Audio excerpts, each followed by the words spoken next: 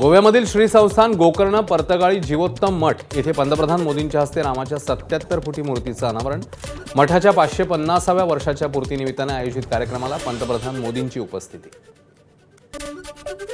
नगरपरिषद नगरपंचायत निवडणुकीच्या प्रचाराची मुदत वाढवली. राज्य निवडणूक आयोगाने वाढवली मुदत. 2 डिसेंबरला होणाऱ्या मतदानासाठी 1 डिसेंबरच्या रात्री 10 वाजेपर्यंत उमेदवारांना प्रचार करता येणार. केंद्राचं कडधान्य आत्मनिर्भरता अभियान राज्यात राबवण्यास मंजुरी. बियाणं खरेदी आणि उत्पादनासाठी 100% मदत केंद्र सरकार करणार. उरलेल्या उपाययोजनांसाठी केंद्र 60% मदत देणार. अनुसूचित जाती जमाती आणि महिला शेतकऱ्यांना होणार फायदा. मिठी नदी पुनरुज्जीवन प्रकल्पाच्या 3ऱ्या टप्प्यातल्या कामांची निविदा प्रक्रिया पूर्ण. कामांसाठी अदानी समूहातल्या एका कंपनीची निवड.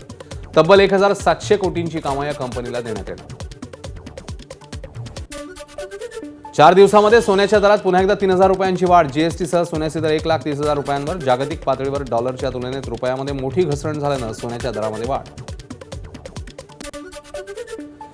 पुण्याच्या खेड तालुक्यातील खरपुडी इथे बिबट्याची थेट घराकडे धाव. मालकाने आरडाओरडा केल्यानं अनर्थ टळला. सीसीटीव्हीमध्ये बिबट्या कैद.